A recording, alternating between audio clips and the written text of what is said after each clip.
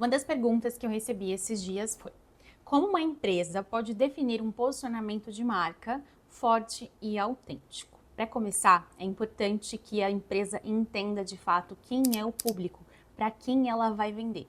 E quando a gente está falando de fato entender o público, a gente não está falando de simplesmente ter um desenho ali de persona que fala Juliana, tem 28 anos, ela é casada, enfim, dados básicos ali. A gente precisa de fato entender o comportamento desse consumidor.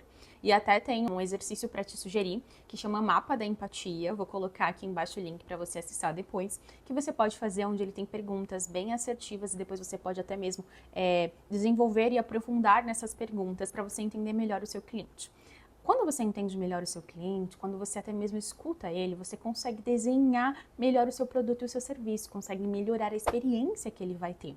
Então você só consegue ter sim um posicionamento forte, coerente, autêntico, quando você entende o seu cliente, porque muitas vezes você tem uma ideia de um produto, mas aquele produto ele precisa ser modelado a de fato o mercado, precisa ser modelado de fato o que o teu cliente está precisando e as demandas que podem surgir para você. Então, o primeiro ponto é de fato entender o seu público. Eu te sugiro fazer esse exercício do mapa da empatia, onde você vai conseguir destrinchar várias respostas ali bem importantes para entender o seu público e conseguir alcançar ele de fato depois com as estratégias. O segundo ponto é ter uma proposta de valor e um propósito claro, ou seja, o porquê você faz o que você faz. Por que você quer fazer isso? Qual a transformação que a sua marca, que a sua empresa, o seu negócio gera na vida do teu cliente final? E é exatamente isso que você tem que comunicar. Então, ao invés de você vender, por exemplo, se é um produto de beleza, ao invés de você vender aquele batom, você vender aquele creme, por que você não vende isso relacionado ao sentimento de satisfação que você vai trazer para o seu cliente quando ele utilizar? Então, hoje em dia, a gente não pode simplesmente mais vender os produtos, falar só das qualidades técnicas daquele produto, a gente tem que trabalhar o emocional. Então, por isso, ter uma proposta de valor e um propósito muito claros é muito importante. O terceiro ponto é pesquisar e estudar a concorrência. Sim, eu vejo muitas pessoas falando que quem se diferencia não precisa se preocupar com quem está do lado, mas não é bem assim que acontece. Você precisa estudar o seu mercado, sim, né? Estudar quem são os concorrentes ali da tua marca, do teu negócio, seja você marca pessoal ou de fato uma empresa já média, grande. Você precisa continuar analisando o mercado, precisa entender o que eles estão fazendo, que medidas eles estão tomando, o que pode ser feito. Então é muito importante, sim, que você entenda o seu mercado para que você encontre, inclusive, gaps de oportunidade ali para o que você vai fazer.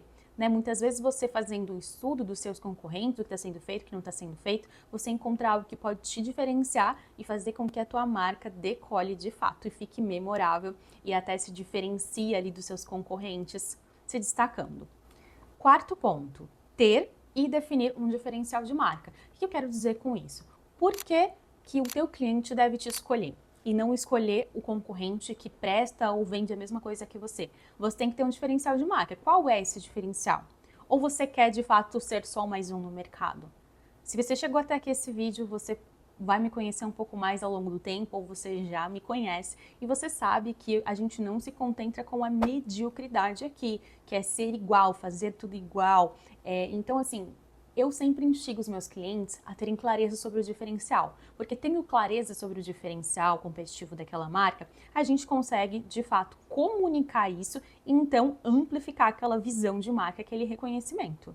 Quinto ponto, e muito importante, é alinhar os valores da marca com o posicionamento.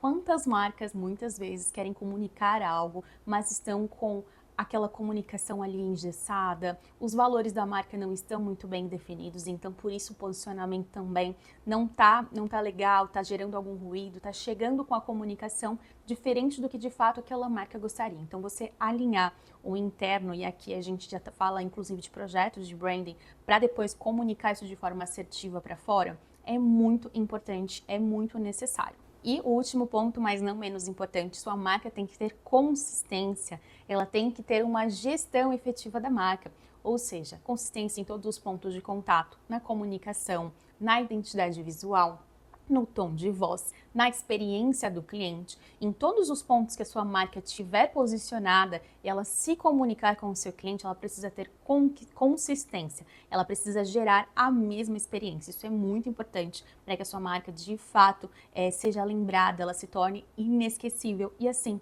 tenha um posicionamento forte e autêntico. Se você gostou desse vídeo, deixe seu like, encaminha para aquele teu amigo e até o próximo vídeo.